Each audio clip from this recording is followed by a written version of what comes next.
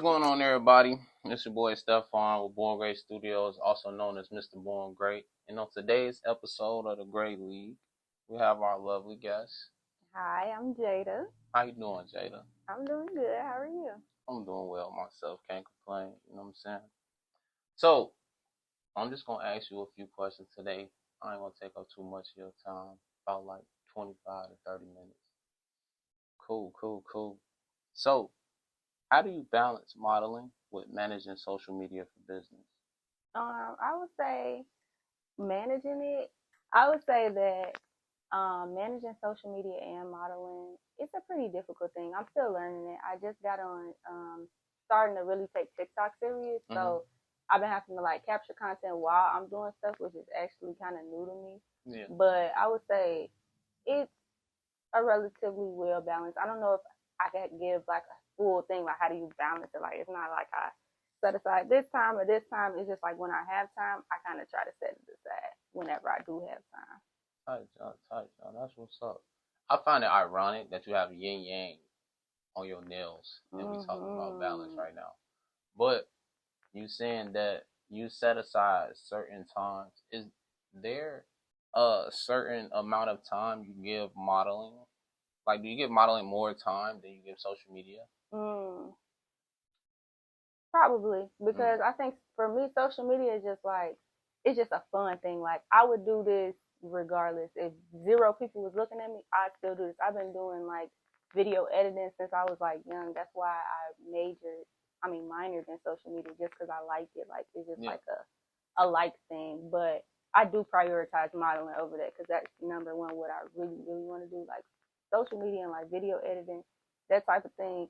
It's just like, I'm gonna do this regardless. Like, it's really just like, it's fun to me.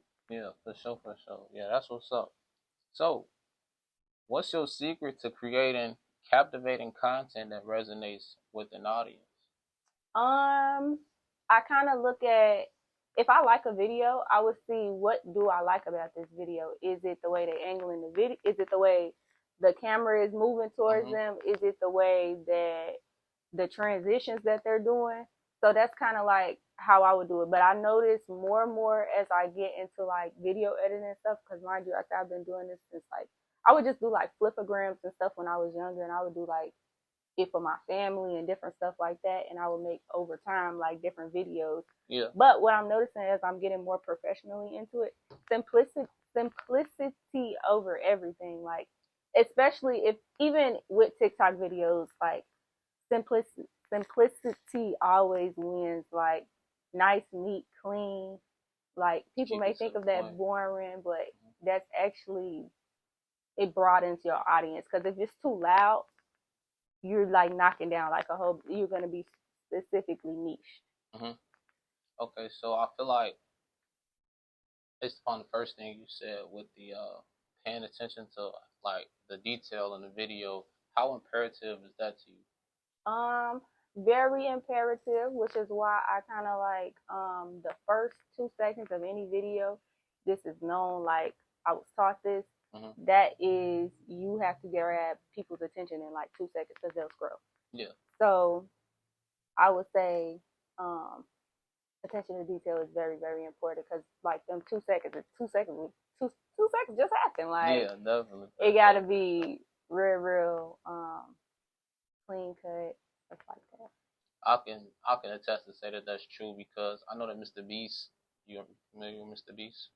Mr. Beast? He's one of the biggest YouTubers like on the planet right now. Really? But yeah, he has the most successful videos, like based upon what I studied. His first 5 seconds of each video is like the craziest stuff in the world, and he spends millions and millions of dollars on videos. I believe it. And that's why I said I can attest to it, because when he was giving advice about what you should do as a YouTuber starting off, he was explaining how the first couple of seconds of the video should be like something that's grabbing the attention, because people scroll fast. Yeah. And so, yeah, you know what you're talking about, for sure. No cap. How does your experience as a model influence your social media strategy? That is my experience as a model. I would say I kind of just capture what I'm doing. Mm-hmm. So when it comes to modeling, or mm, actually, I would do sometimes like behind the scenes, like of me actually at the place where I'm modeling. Like I would do like a little walk, or I would do some type of behind the scenes, like wearing the outfit that people seem like in the forefront. Some people are gonna want to see like the whole entire process. So that's kind of like how I integrate it into that strategy. Like I will, because I already everybody knows like the photos are coming out eventually. The photos are coming out, or they seen you at that event in person. But what you didn't see is the background side of it. So that's kind of what I do to integrate it. So what without dropping too many dimes on the crowd, what's your process for getting ready for walk on a runway? I was actually asked this question, like, I was asked this question. And I think a lot of people don't know this, but I have to literally, like, I start preparing for a show at least 2 weeks before the actual show, not including practice, like my own type of practice, which that means I would tell myself, like, affirmations in the morning and stuff like that. Because it's a real, like, modeling, I think people think it's, oh, you just got to be cute, you just got to go up there. No, it actually takes a lot of self-confidence to do it. You have to make sure that you're fully confident in going into this, because it could be a really scary thing. You don't know what could happen at a show. You may have to like play something off real quick. But so I start like 2 weeks before the show, and I just run through what I'm doing. I do extra practicing. Like I literally only in this upcoming show, I only have like one part in it, and I still just practice my walk, like practice it, even though it's just really, really simple. But I still practice because I'm the type of person, like, I don't never get like super cocky. I don't never get like, I'm really, really humble, because I know I was literally like this with modeling. And it's like to always get better, to make sure that I'm on my P's and Q's. I always go back to like, no, practice, tell myself affirmations, and make sure I'm just pouring good energy into myself and bringing good energy out. Is aiming to get better at modeling something that reflects in life on an everyday basis?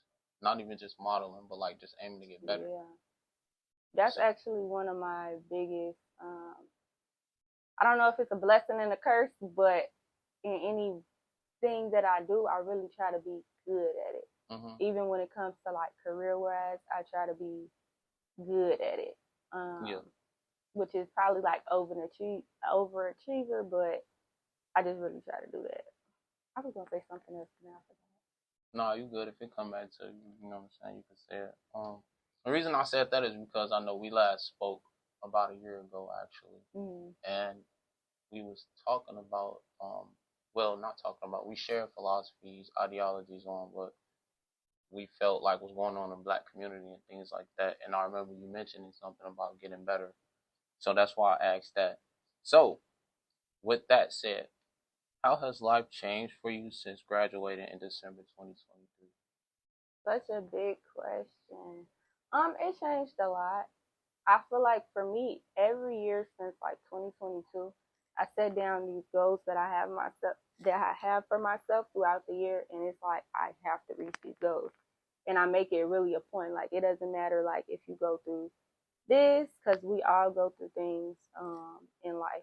Everybody goes through their own things, but for me personally, I set down these goals, and it's like, Jada, you got to do these goals.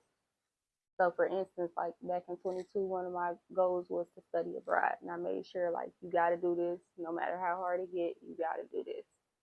And for last year, I'm sorry, 2022 was not the year that I studied abroad. That was actually 2023.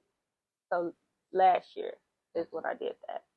But the same thing goes for like any year that I go about. And the biggest change that I would say, the transition from college to the real world, nobody talks about for real. It's a real challenge. Like, it's a literal challenge. The beans is got to be spilled right now.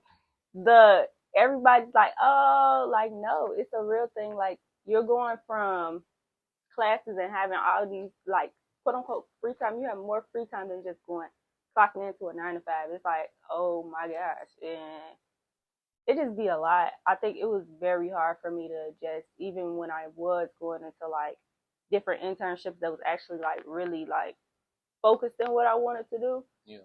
It was really difficult. I even expressed this to them too. I was like, this is a very hard transition, but it also makes you better too.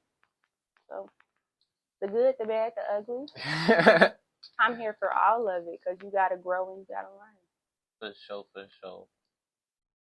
How do you apply your public relations knowledge to managing social media for business? That is a great question. Such a great question. PR is kind of like integrated with social media a lot now in this new day and age. It's kind of like integrated into it. But with public relations, you see people kind of do like, in quote unquote, PR stunts, or like, if you see something weird and you're like, what's going on? Or like something that doesn't originally make sense, is mostly to like drive attention to whatever it is that they're trying to do. Like, for instance, when you see the like balloon man that be going like this, like when they be outside of places, that's a PR thing. Like, they're trying to get attention for that. That's the best thing I think I like about PR, is the PR stunts that people do. Celebrities do them, companies, businesses, brands, they do them. And it don't necessarily have to be a stunt, but it's like something that I wouldn't say throws a person off in a sense, but it kind of throws it. It's you're not expecting it. Oh. It's like something you're not expecting right away. For sure. I was going to say, the definition I had of public relations before you gave your connotation of it was totally different. I've always admired the work of people who did public relations, but I never knew that was what it was called. Because, like you said earlier, with the first couple seconds of the content, grab somebody's attention. And if you throw something in there that's like unexpected, that's like they gonna stay in the video, stay locked in, and it's similar to the little thing that be going crazy. I just had to say that because I ain't want my thought to get lost. Yeah, even hearing you say it, it's like, okay, what I'm saying is making sense. Yeah, definitely, for sure. So, flip the notebook. What's the most rewarding part of helping a business grow through social media?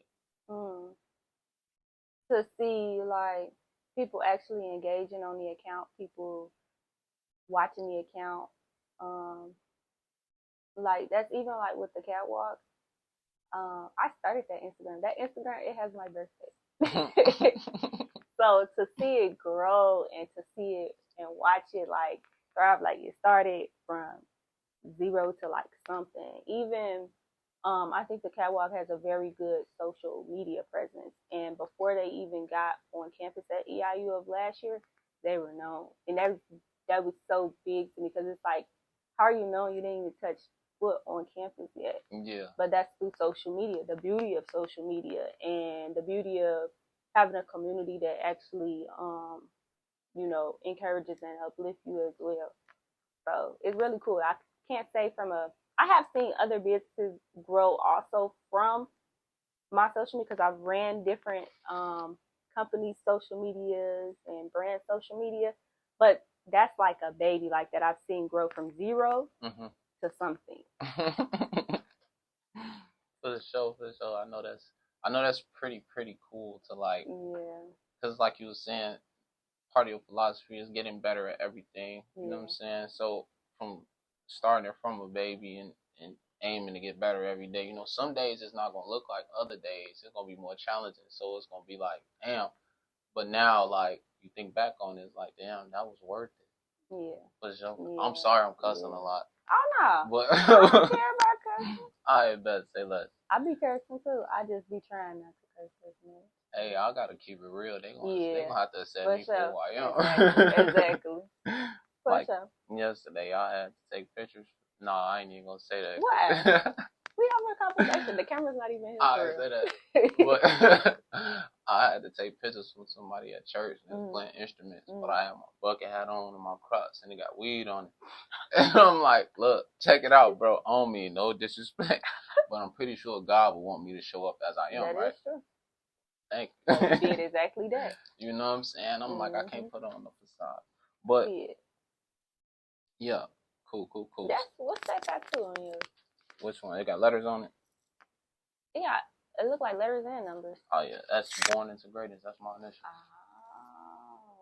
So it's like it's a lifestyle. Yeah. And I shortened it into Born Great. And then Born Great Studios is basically like the platform or the vehicle in which one can express their greatness. Can we talk about you for a minute?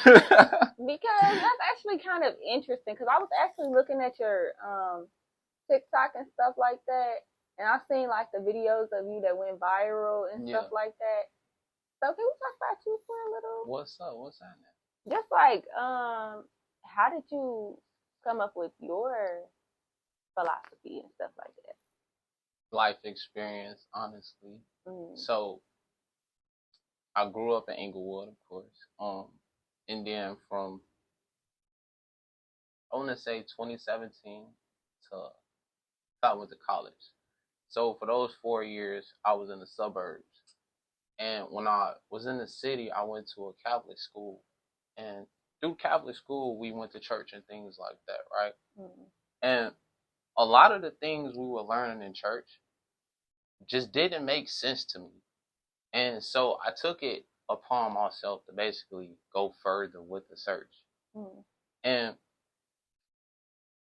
through trial and tribulation, of course, through like mainly meditation, which is sitting with myself and being aware of my own presence, my breath, and the things around me, I found that God is everything, essentially, and everything is energy, frequencies, and vibrations on the energetic level, right? And having the self-awareness, or what they call Zen, at all times, 24/7, makes you what they call a Buddha.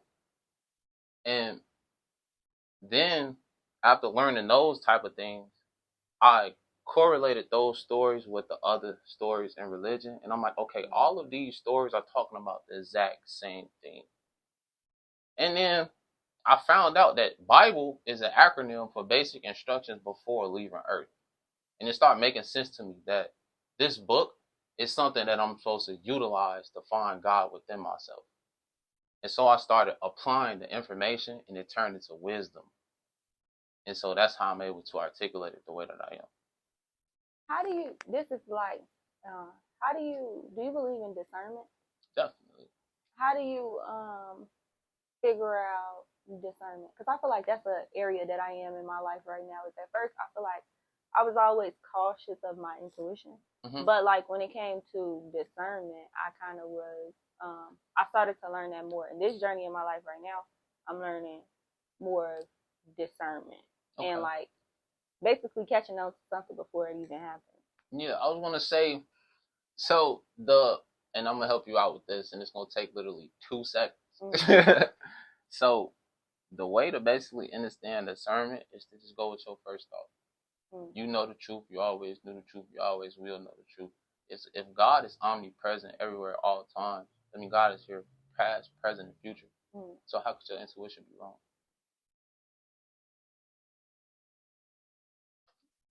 Just go with your first thought. But also don't react based upon your first thought. Think about that thought as well. That's imperative too, because intuition is right side of the brain, which is represented by creativity and anything that's free, that's feminine energy. And logic is the left side, right? And so when one is mainly logical, one is mainly masculine. When one is mainly, I wouldn't say illogical, creative. When one is mainly creative, one is more so feminine. But to unite them both is to be united. And so that's why I was saying your first thought, that intuition, and then logically analyze it up to make sure it makes sense. Okay. That was a cool look. Okay. I'm over here learning. Okay. Yeah, for sure you're going to learn something. Yeah, and so born into greatness being like the philosophy or the lifestyle that I abide by, meaning that I seek greatness in whatever it is that I'm doing or whoever it is that I'm interacting with. Yeah. And greatness being like that God energy, so the highest level, the highest potential possible. Do you listen to, it's this guy named Spiritual Tony. Have you heard of him? Yeah, I heard of Spiritual Tony.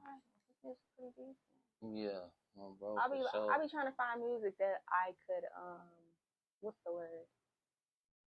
What is the word? Not affirmation, kind of like affirmations, but like that add value into me. Like I'm actually like it's fueling me in a way. Yeah. Same way I was saying, like I do my own like affirmations, but it's nice to actually hear songs that's like speaking good things to you because you know that's what you need to hear. I was gonna say honestly, that's the next wave of music. That's why the hip hop industry crashed, because the next wave of life on this planet is about to was already taking place. You on a whole nother level. Because yeah, for sure, yeah. But no, I don't want to get too much off topic. That was my fault.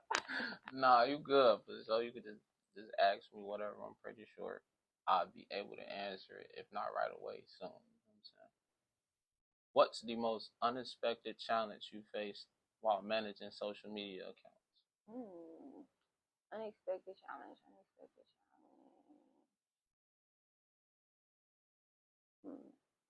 I would say with social media, I haven't really experienced an unexpected challenge for real. Not nothing. Cause I haven't managed like accounts with like hella people on there. So I feel like if I manage an account that had like hundreds of thousands of people, then it will probably be most likely crisis management.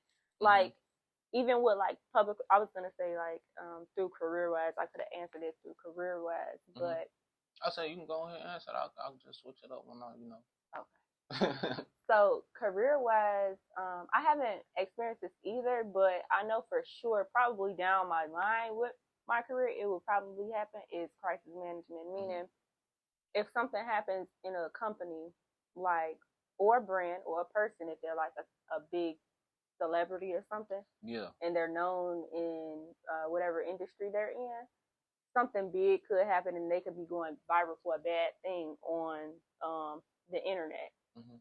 I haven't experienced that yet, but just to mention it, like, yeah, crisis management definitely is something in public relations too.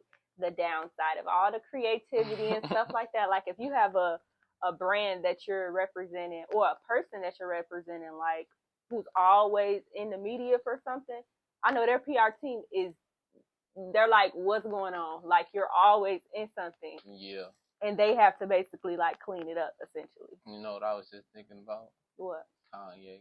Yeah, I was gonna mention him. I was like, I know his PR team is like, like, yes. Like, bro, we told you don't do that. Don't say that because now they dragging. Yeah. Or now they taking you from this. Like some brands, some celebrities, they get taken off. Like he gets taken off deals and stuff just for the things that he be saying. But do he be real? I think it's very controversial. Very controversial topic. I'm gonna keep it a buck, and this might. I don't want to cancel, but I personally agree with somebody that's standing on their principles. Like, just because they're paying me X amount of dollars, very true. You know what I'm saying? Very true. And I feel like it's right in my heart for me to say this. Because they paying me this money, I'm not finna not say this. I can't even respond to this because I don't know what all Kanye even said. Yeah. But if he feels, I would say you should stand on anything that you do feel. But if you are on a business standpoint, it could look bad just because, for instance, like Ari was talking about like domestic violence and stuff, and Rihanna took her off that line.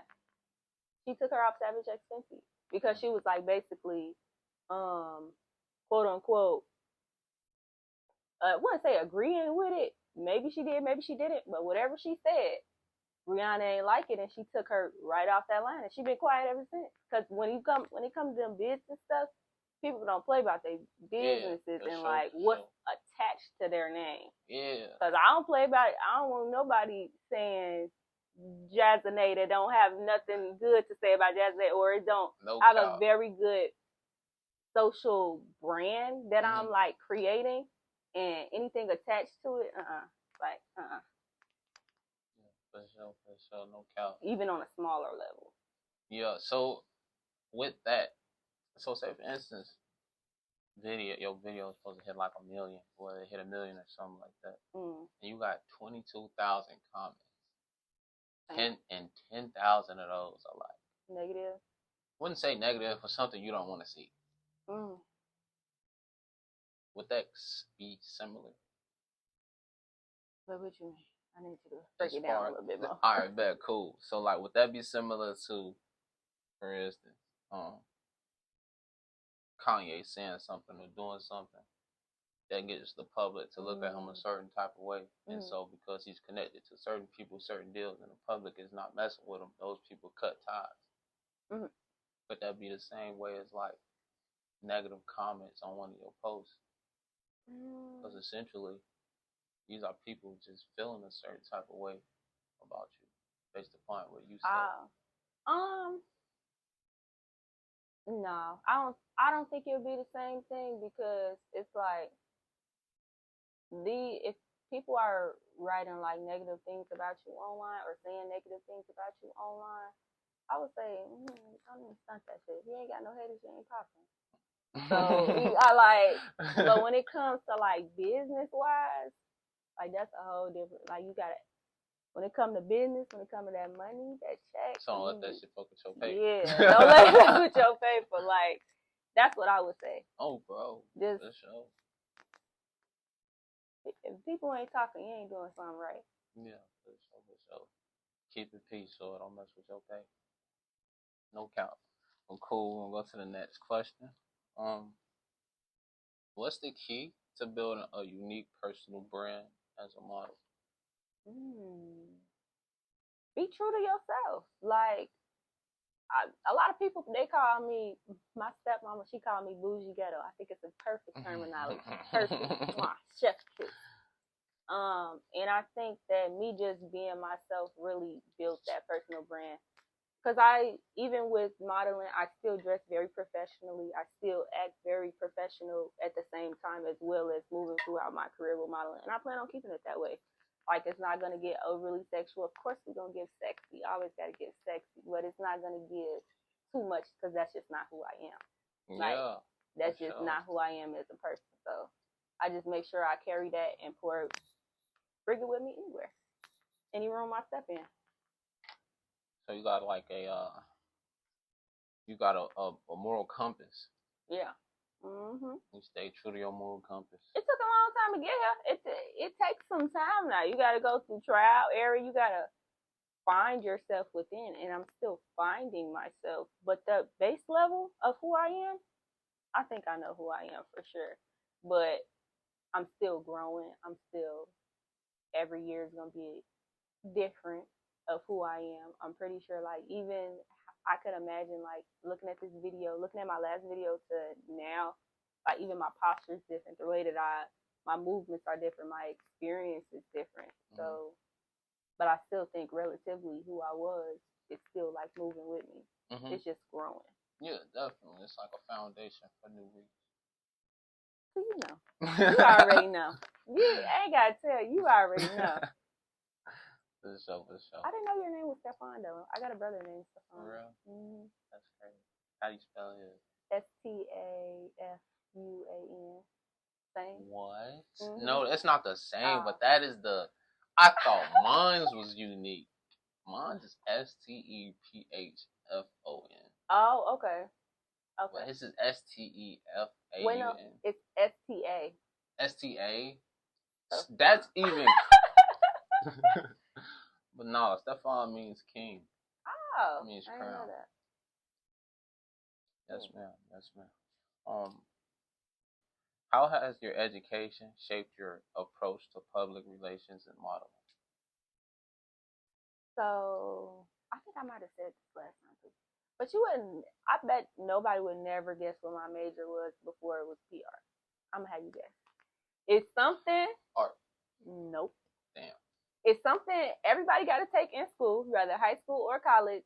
It deals with math, but not with the numbers. More like word problems. Everybody got to take this at some point. Algebra? No, that's more numbers. This gonna be more word problems. I more stopped word math problems. junior year. I just count. You know, but you said to deal with math, but How you feel? One more guess. finance? No, that's numbers. Numbers. That's not. I don't know English. I don't know. I feel dumb. No. If I keep guessing, I feel like I'm gonna get further and further away from. It started with an E. English? Mm-mm. Jada. For real. Economics. I said finance. That ain't economics. Econ. I hate the econ class because my teacher was boring as hell. That was college or high school? High school. See, I took it in college. I took my first econ class in college. For real? Yeah. But shit, I took it when it was COVID. So shit, I was actually at work. You know what I'm saying? Taking econ class. But I told you it was boring. I wasn't paying too much attention. Yeah. For some reason, for me, my freshman year, it was quite interesting. I mean, not my freshman year, yeah. Mm-hmm. And then my sophomore year, I was like, I really like my econ class. I'm just gonna major in it. Boy, why did I do that? Boy, why did I do that? Yeah, what was like? What was the turnaround point? It was getting treacherous. It was getting real treacherous. Was it getting too? It was getting treacherous. It was like, and then with my major being econ, I had to take a calc class. The calc is what did it to me. I was literally listening to. I remember this every day about crazy things, man. Crazy things. I was listening to Jazuanae Waves every time. But that was the turning point. And I was literally like, I was done. I was done with school. I'm like, this is, I could be doing so much more stuff. I had a friend, she was living in Cali. She was doing this, didn't even go to school. I said, baby, I could be gone right now. It was that bad. Oh, and my friend was like, go to career services. So I went to career services, and it was like, you're a perfect fit for public relations. And then I took a leap of faith, changed my major, my middle of my college career. Mm-hmm. Ever since then, I loved it.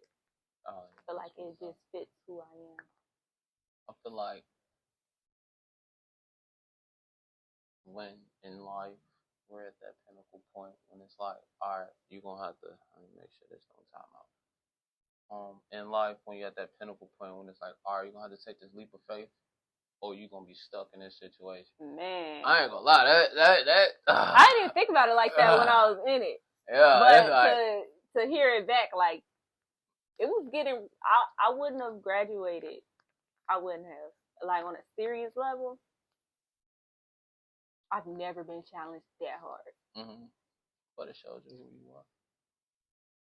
Shows you your strength. For sure. Never thought about that. What surprised you the most about the public relations industry after college? And we got one more question. Probably agency life. Like, I kind of already knew how agency life would be. Mm-hmm. Would be very fast paced, and like they would tell us that like you could either be in an agency or work for a company. And what that means is you can have multiple clients or one client, essentially. And when I worked in just my internship with having multiple clients, it's like it really moves like this. Like, it's so fast, and they're editing your work like all the time. Like, I wasn't used to nobody like editing my work, so it's like your deadline ain't even the deadline. It's actually 2 days before the deadline because they got to edit your work. Yeah.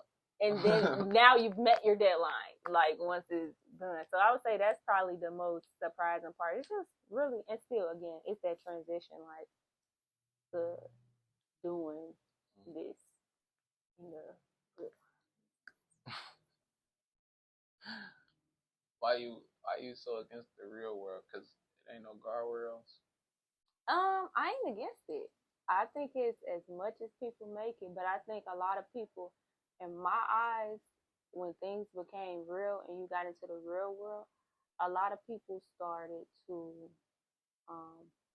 buckle, in my opinion. They started to, like, those dreams that they had when they were in college, they start dying right after, like, they really start going like this. And I noticed it and I seen it, and I was like, ah, we about to make this shit work. No and it's cap. just as much as you make it, really. The scary part about what you just said was like how true it was. Like majority of the population, once they face with the truth, like not even just like the truth, but the real world, and shit get real. Most people aren't prepared to deal with that. Yeah. And I feel like that make or break, like you said, a lot of people. Yeah, it does. For sure, because I didn't witness like every time we then went back to Chicago to like visit or something, people that when I left in 2017 doing the exact same things. You ain't like never lied. that right there. You ain't never lied. That's You enough ain't motivation never lied. for me to Yep. like. Yep. If I was back, if I was here, if I was depressed a little bit, that seeing that shit is It'll make enough you- motivation. I'm not gonna be depressed for months. Like you know what I'm Talk saying? your Like Talk your stuff. you know what I'm saying? Talk your stuff. But for real, like it's a tragedy to experience, like to see it, but it's a blessing at the same time to have grown from that. That's real. I think a lot of people don't take the time to look back, and I love looking back because it shows you just again how much you've grown. Yeah, sometimes I get like survivor's remorse. Like I be feeling guilty because like I'm like, damn, if only y'all made this, that, and the third decisions, or like somebody might like. I'm be honest, not all the time. I don't answer the phone. People call me with their problems because simply I don't want to have problems in my life. You know, That's true. And the old me would have, For everything and you know what I'm saying, and notice where my energy is all over the place and things like that. Cause I'm, you know what I'm saying. You talking some real stuff, like, cause I was literally just at home and I'm like, I'm wondering why am I feeling like this? I don't feel like this when I was, in this situation. It was because what I'm allowing, what I'm responding myself to, or because I'm always, or at least used to been like, always wanted to be there for people. Not saying I never will be, but it just be a time and place. Like you really got to take time for you at the end of the day. Before you help anybody else, you got to be straight. Definitely, for sure. Yeah. What advice would you give to someone looking to break into the modeling world? I would say my biggest advice would be to, if there's someone that you look up to, I'll give you two. If there's someone you look up to in the modeling industry or world, I would say just try to look at like the things that they're posting, or if you're actually in person with them, look at how they're moving and what makes them confident, and go up to them, speak to them, and say like, people love to talk about themselves. So like, if you just ask like, hey, how did you become this comfortable, or how did you become this confident? And honestly, one of my people, I don't even think she noticed to this day, but she's the CEO of like TKW, and she was actually super inspirational to me to just like see her on social media, and it just made me want to like work harder to like be like that. But if there's not someone that you see already, if you just want to like start from the surface, see if it's really something that you want to do. See if it's actually something that, or just try it out. You never know till you try. So what I did was I went to a try. I was scared as shit. I went to a couture tryout, and I was so freaking scared.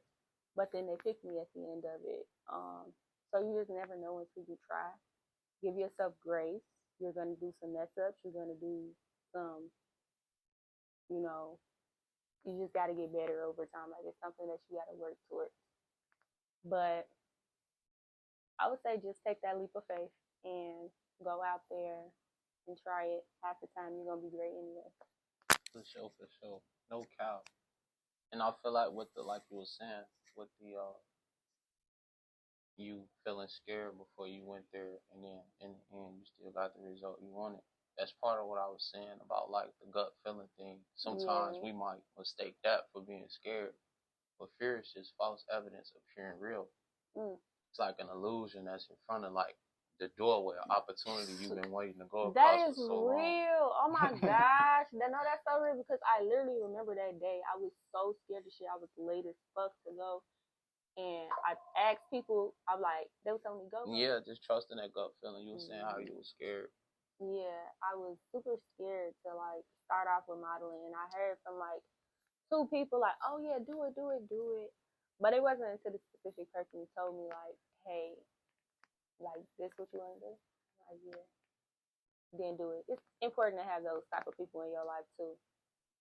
Especially during that time in my life was definitely needed in that time in my life. But it's gonna be scary. But I think that's what makes it fun at the same time. It's kind of like, yeah, it's scary, but it's like a gamble. You never know. Yeah, no doubt. Like me, I'm the type of person, I love roller coasters. I love adrenaline. And I love the thrill. So, like, the journey. Roller coasters, not the ride. No doubt. But the journey is like, of like taking risk and things like that is very, very thrilling. And so I find that the same roller coaster thrill, I get the same feeling or the same experience from taking the risk and then getting those results from being consistent. So that's another thing that keep me motivated because it's like, bro, I know when I'm done with this shit, nigga, like no cap. And since we last spoke on our last episode, about a year ago, that's actually when I started to learn how to mix. When I had all of this, like all of this was on a sheet of paper. All of it. What? I got. I promise you. To see it through, how does that feel to see it come to life, see it through? I became, from that, I transformed into what I would call a serial entrepreneur because I learned how to build a company from scratch. Before I even did that, like 2 years ago, 2022, when I left Eastern the first time, I got a record deal offer for $500,000 and I declined it for discipline and knowledge. And I dedicated myself for those years to, get everything out the mud, build it from scratch. And that's what I did with my company. And because I did that, now I know how to do that with anything and everything. So I learned the skill of how to build a company to an empire. And so it's like, shit, if all this shit was gone today, I'll get it back tomorrow. You know what I'm saying? But real about shit. For sure. Real about shit right on all platforms at Jazuanae, which is Jazuanae. No cap. I bet. I go everywhere I go. They know, 'cause I shine like the sunshine.